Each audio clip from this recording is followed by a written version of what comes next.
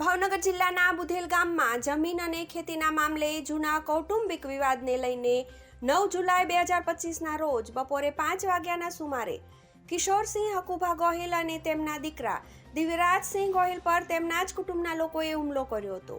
કિશોરસિંહે તેમના ખેતરમાં દવા છાંટવા માટે મજૂર મોકલવા બાબતે વિવાદ થયો અને જેમાં ઉશ્કેરાયેલા જયવીરસિંહ ઉર્ફે શંભુ ગોહિલ તથા અમરદીપસિંહ, યુવરાજસિંહ, મયુરસિંહ, જંધવીરસિંહ અને અન્યોએ બાપ દીકરાને લાકડી અને પાટુ વડે માર માર્યો હતો.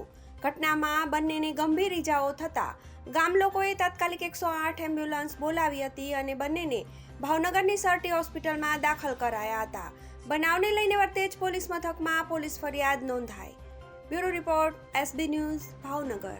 મારું નામ કિશોરસિંહ હકુભા ગોહિલ, બુધેલ રહેવામાં. સવારે 8 વાગે વાડીએ મારા મજૂરને લઈને દવા છાંટવા ઝાડની અંદર ગયો હતો. પછી બપોરે 12 વાગે રિટર્ન આવ્યો, એનો ફોન આવ્યો ભાઈ જયવીરસિંહનો કે ભાઈ મારે આ દાડીઓ જોતો છે મારે દવા માટે. તો પછી મેં કીધું વાંધો નહીં, લઈ જજે. એટલે પછી 4 વાગે પાછો મારી પાસે આવ્યો. તો મારે 10 પંપ બીજા નાખવાના છે દવાના.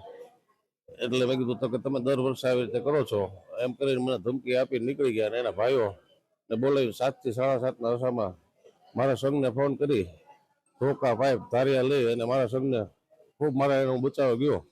મારા સંઘને તમારી ઉપર ધારિયાનો અને ધોકાનો ઘા કરી 4 થી 5 જણા, જેના નામ છે જયવીરસિંહ, જયવીરાજસિંહ ભરતસિંહ ગોહિલ તથા યુવરાજસિંહ લગધીરસિંહ ગોહિલ તથા મયુરસિંહ અશ્વિનસિંહ ગોહિલ તથા અમરદીપસિંહ અશ્વિનસિંહ ગોહિલ તથા જદુવીરસિંહ યોગેન્દ્રસિંહ ગોહિલ, આ લોકો એક સંપ કરી અને મને કે તમે દર વર્ષે આવું કરો છો, તમે દાડિયા અમારા લઈ. અમે દાડિયા તમારા અમે નથી લેતા, અમે દાડિયાના પૈસા જ લેતા, અમને તમે આ રીતે હેરાન ન કરો.